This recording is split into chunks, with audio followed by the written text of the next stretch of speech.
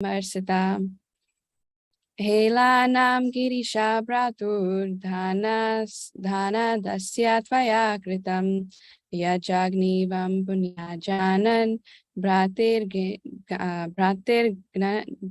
Ganan Iti Amarsita Helanam Girisha Bratur Dhana Dasya Tvaya Kritam Yajagnivam Punyajanan Bratir Ghinan iti amarshita. Would anyone else like to read the verse? Hare Krishna. Dandot Hare Pranam. Krishna. Ji, Danvat Pranam.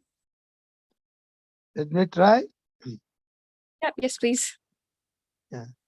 Helenam Girisha Bratun Dhana Dasya Taya Kritam Yaj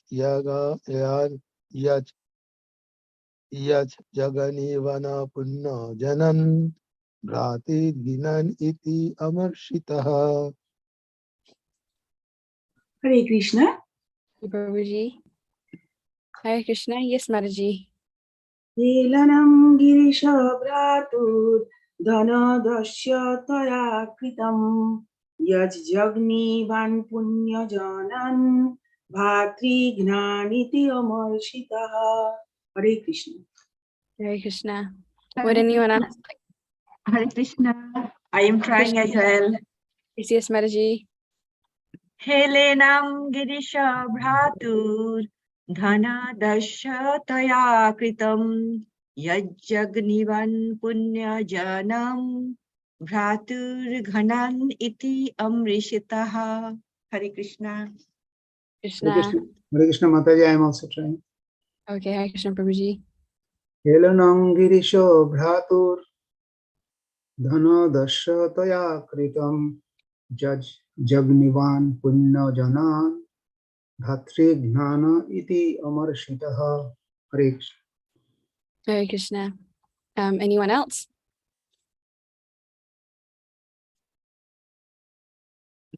Okay, so I'll just move on to the word-to-word translation. Helanam, disrespectful behavior. Girisha, of Lord Shiva.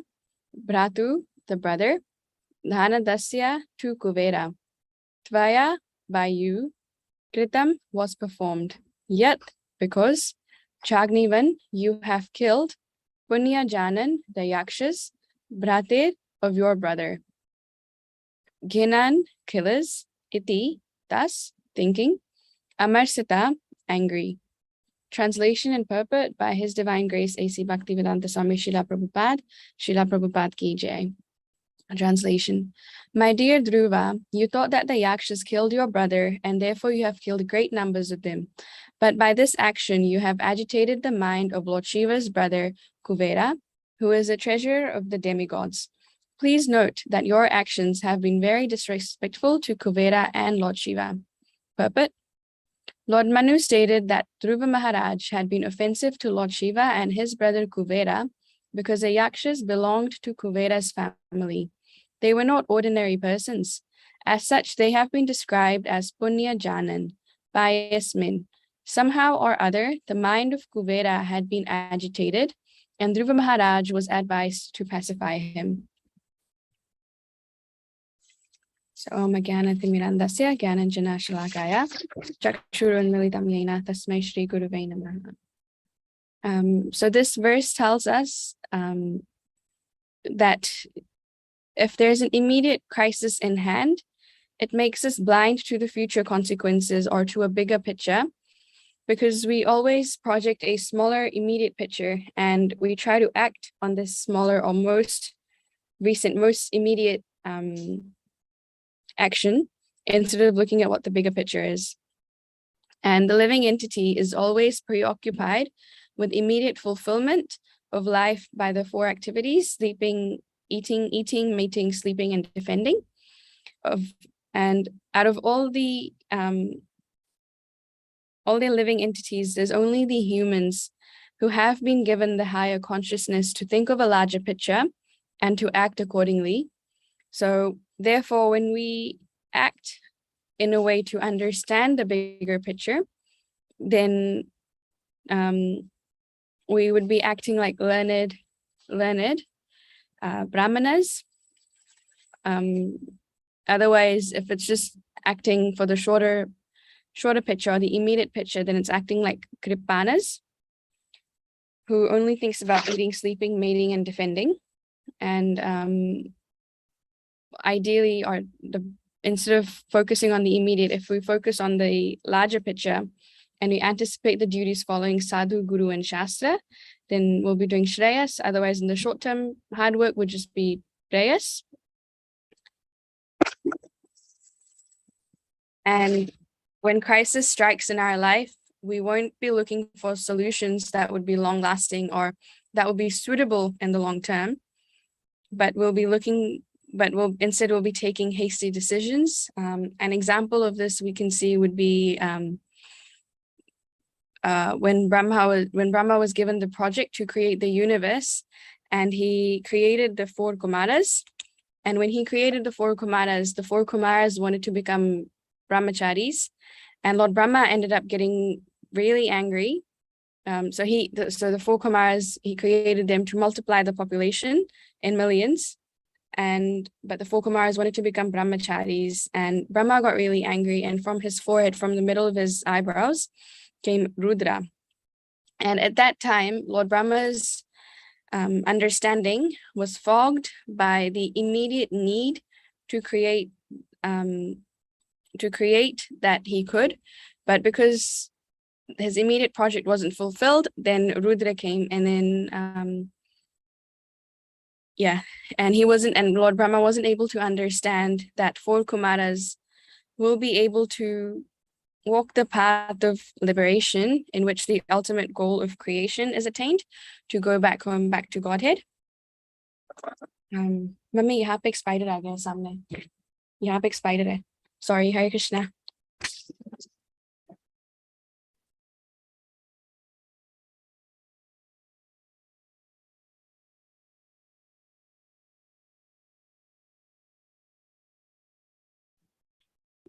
Hare Krishna, sorry about that.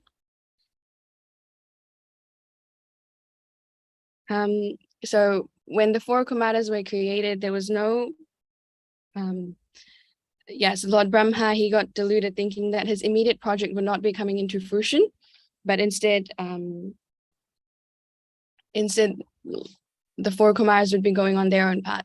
Then when he created Rudra, all the creation that was being created from after Rudra, they were angry, because anger gives birth to anger. And when they were doing that, the whole planet was starting to be destructed. And Lord Brahma said, this is not the time of destruction. This is the time of creation, and sent Rudra to the forest. So applying that in this verse, we can see 2 things. The first is about the importance of consulting a senior before making a decision. And in this case, we see that Dhruva Maharaj has consulted,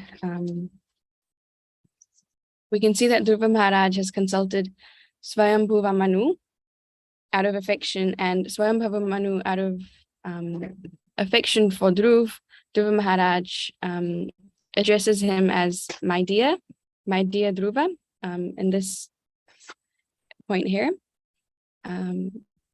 And then we also move on to, why do we commit offenses?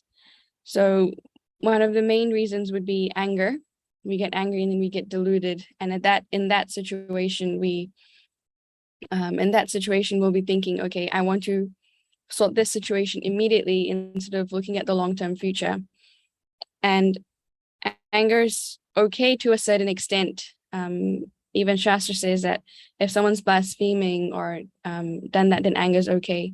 There's a threshold to it, and we need to know what that threshold is, because once we go beyond that threshold, and there's no way of coming back from it. And what Swayambhuva Manu is doing here is that he is pacifying the anger of Dhruva Maharaj, and he's saying that, okay, yes, Yakshas did kill Uttama, did kill your brother, but that was only one Yaksha killing Uttama. So why are you going and killing basically the entire clan? So that's what Swayambhava Manu is doing. He's pacifying the anger, and because he has already killed so many yakshas and angered Lord Shiva, angered Kuvera, not Lord Shiva.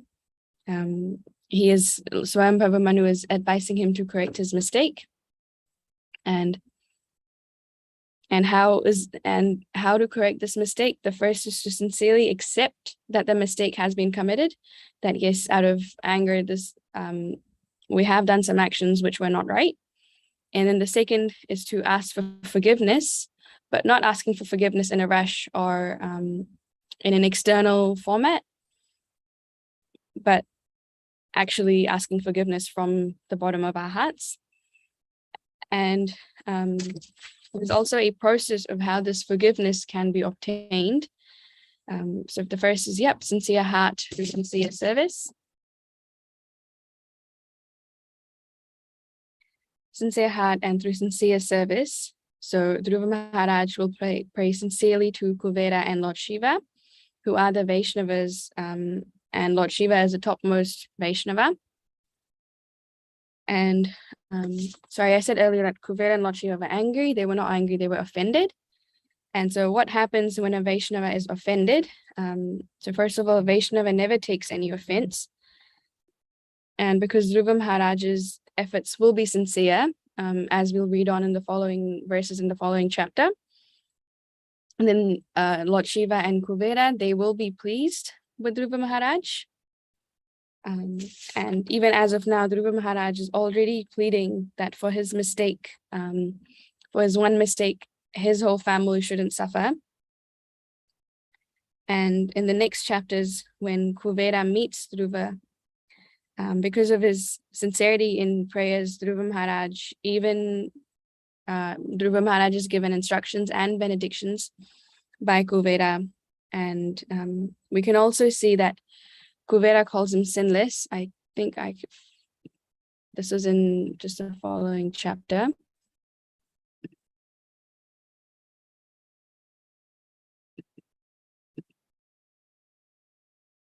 Text 2. Kuvera also said, "O sinless one of a Kshatriya." So that's what Kuvera is calling him. And the reason is that that is to err is human.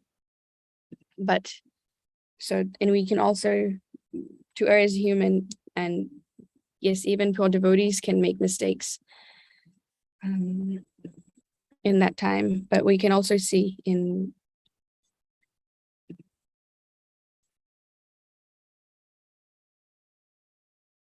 Bhagavad Gita 9:30 and 9:31, as well as 9:22. I'll just open that up.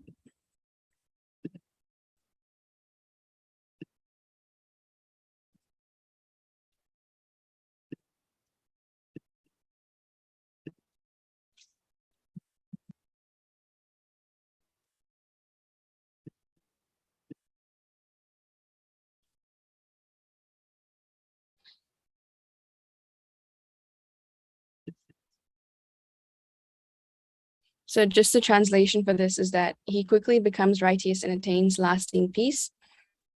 Sorry, 9.30.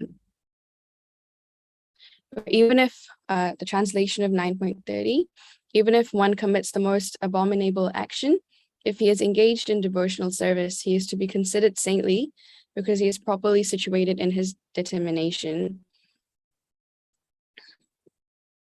So just the purport for this. This is a really long purport, but I'll just be reading this paragraph and this one here. So, therefore, a person who is situated in Krishna consciousness and is engaged with determination in the process of chanting Hare Krishna, Krishna Krishna, Hare Hare, Hare Rama, Rama Rama, Hare Hare, should be considered to be in the transcendental position, even if by chance or accident he is found to have fallen. The words Sadhur Eva, he is very saintly, are very emphatic.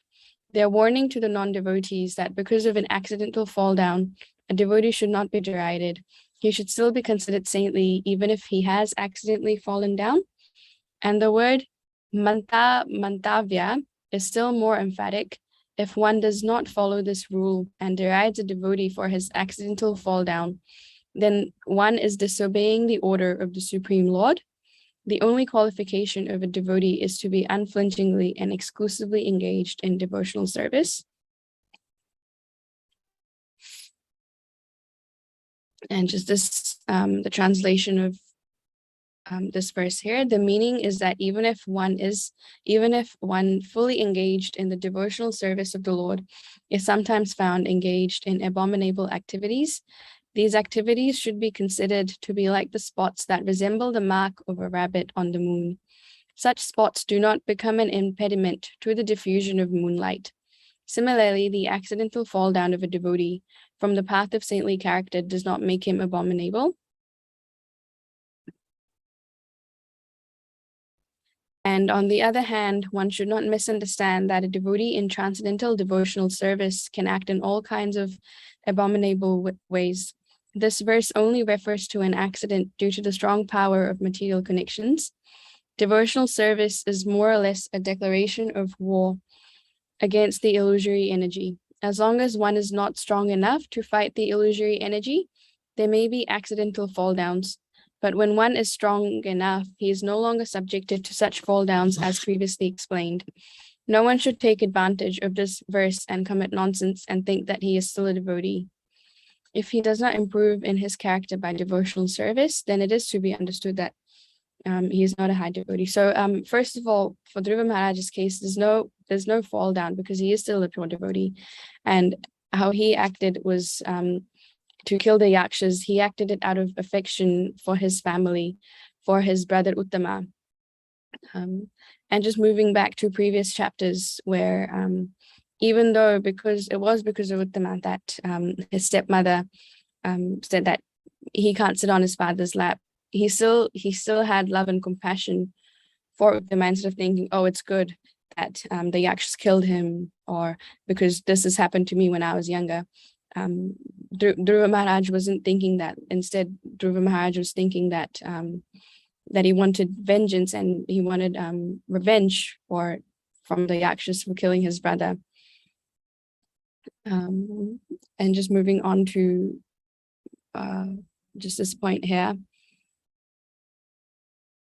Accidentally, like this was how he acted, that was out of his anger towards it.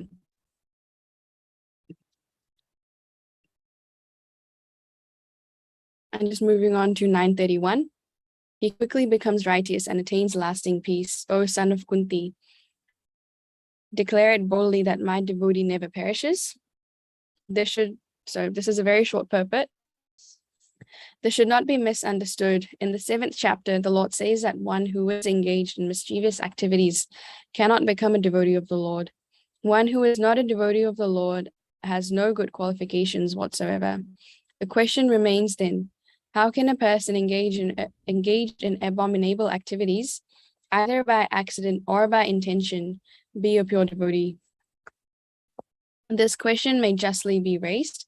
The miscreants, as stated in the 7th chapter, who never come to the devotional service of the Lord, have no good qualifications, as is stated in the Srimad Bhagavatam. Generally, a devotee who is engaged in the 9 kinds of devotional service is engaged in the process of cleansing all material contamination from the heart. He puts the Supreme Personality of Godhead within his heart, and all sinful contaminations are naturally washed away. Continuous thinking of the Supreme Lord makes him pure by nature. According to the Vedas, there is a certain regulation that if one falls down from an exalted position, he has to undergo certain ritualistic processes to purify himself. But here there is no such condition, because the purifying process is already there in the heart of the devotee, due to his remembering the Supreme Personality of Godhead constantly. Therefore, the chanting of Hare Krishna, Krishna Krishna, Hare Hare, Hare Ram, Ram Ram, Hare Hare, should be continued without stoppage. This will protect a devotee from all accidental fall downs. He will thus remain perpetually free from all material contaminations. So, again, reiterating the point that Dhruva Maharaj is a pure devotee, and the way he acted, that was out of anger. But most of us, at least not myself, I'm not a pure devotee. So if there is any accidental fall downs or anything which has happened, then there's only chanting of the Mahamantra which will help us regain and purify ourselves. And just moving on to 922.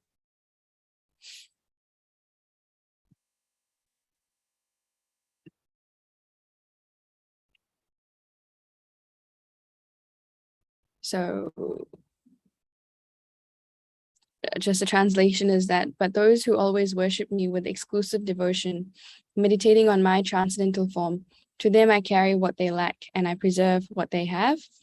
So one who is unable to live for a moment without Krishna consciousness cannot but think of Krishna 24 hours a day, being engaged in devotional service by hearing, chanting, remembering, offering prayers, worshipping, setting the lotus feet of the Lord, rendering other services, cultivating friendship, and surrendering fully to the Lord.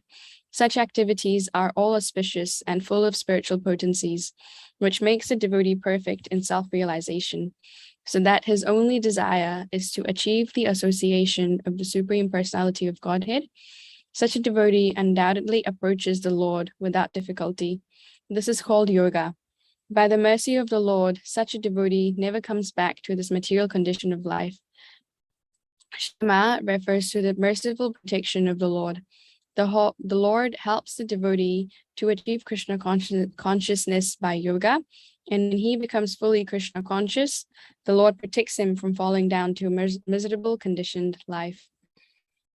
So just this purport says that Krishna also says that just by chanting or being engaged in devotional service, we don't come back to the material condition of life, and the Lord also protects. So in Dhruva Maharaj's case, he was protected by the Lord ever since he was a child, ever since he was 5. And what he did was out of anger, and because he was a king, so it was his administrative duty as well. He was a Kshatriya. And just doing a quick recap. Sorry.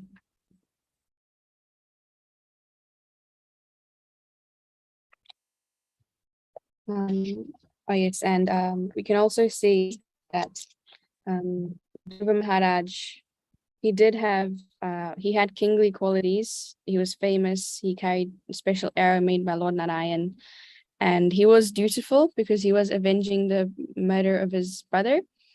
And he also had godly qualities because he was respectful to devotees. He was advising Swambhava Manu, and he had devotional qualities as well. He was disciplined, attentive, empowered.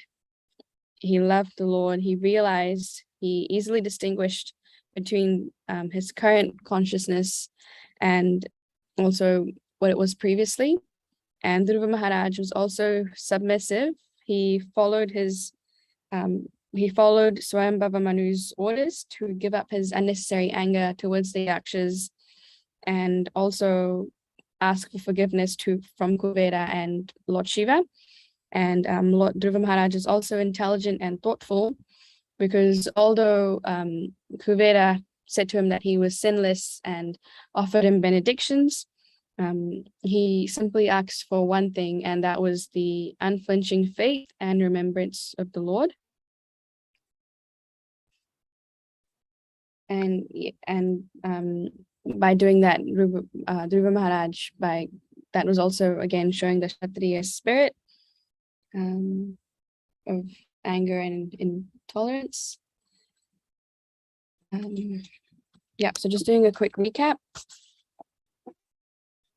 We've discussed about Dhruva Maharaj's qualities and anger, how it can make one deluded and make us forget about the action in the long term and just only focus on the smaller picture, the immediate action, instead of what will happen in the future, or how will this action have consequences in the future.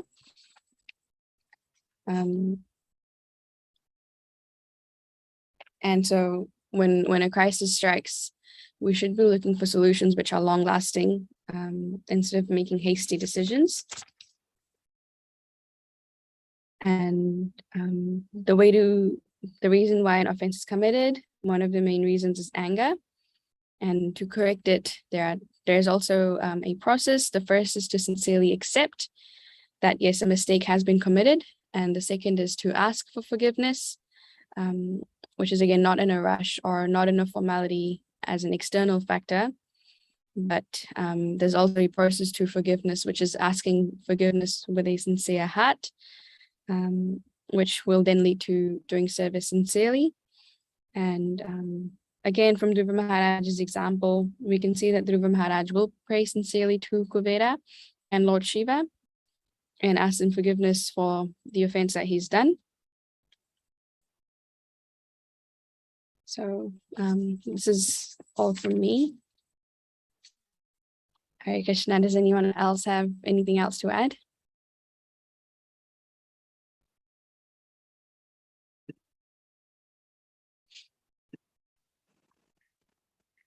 Hare Krishna, Krishna Kanta Mataji. Thank you very much for a nice class. We still got time, dear devotees. Anybody want to share their reflection, realization, any comments? We still got time. I think you can open the floor on forgiveness. My mum saying, I think we can open up the floor to discuss about forgiveness. Do you have anything to add? Yeah. Yesterday, Gadai Gauranga Prabhu discussed the whole process of forgiveness very nicely. Okay. Just one reflection, one comment. It's so nice that you mentioned about not making a hasty decision and getting angry in a hasty way. It's such a nice way that Swayambhava Manu, his grandfather, came with the sages to rectify his situation. And Dhruva Maharaj was so humble to accept that instruction. So, yes, the decision or the vision of Swayambhava Manu was very broad. He could see in future, if Dhruva Maharaj carries on like this, he'll have repercussions from Kuvera and Lord Shiva. He could envision it.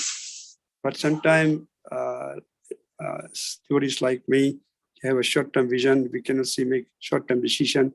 We're not looking at long-term solution. We don't see the long-term ramification. So such short words, but a lot of wisdom packed into it. So thank you very much for sharing this. Thank you. Hare Krishna. Hare Krishna. Thank you, Prabhuji.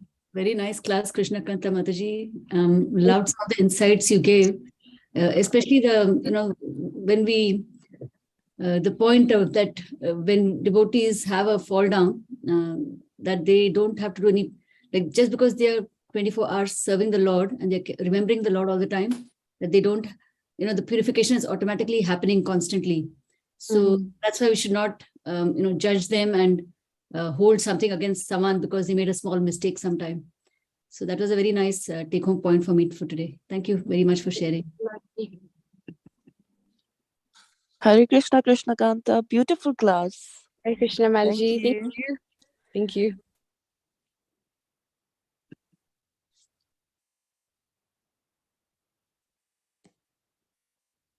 Okay, that doesn't say. Anyone else? Hare Krishna, Mataji.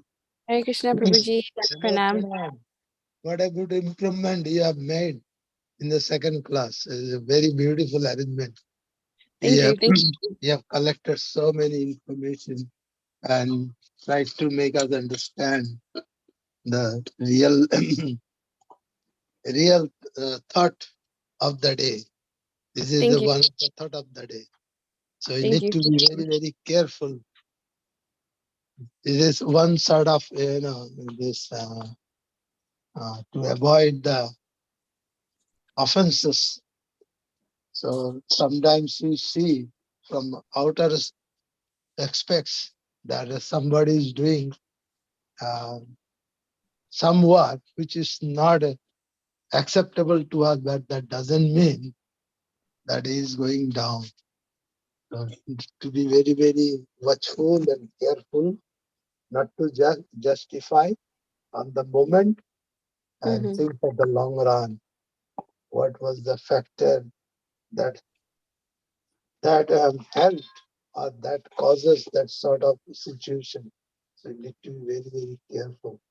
Thank you for your highlighting the points and reminding us. Of course, Bhagavatam class is none other than the reminding every day as our activities so that we can fresh start every day with the new thoughts for the day. So this should be the message of the day. Thank you so much. Thank you. Thank you. Well done.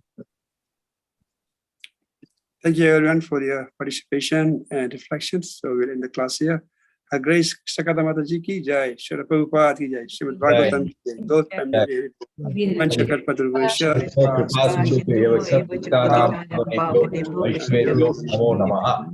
Ananta Kati Vaishnava Vrinda ki jai. Since tomorrow is Janmashtami, I think we all can pray together to Krishna that, oh dear Krishna, there are so many unwanted things in our life which have taken unnecessarily place in our hearts. Please, Krishna, help us remain fixed in your devotional service so that instead of these unwanted things, you stay in our heart forever and ever. Hare Wonderful. Hare Krishna. Thank you. Thank you.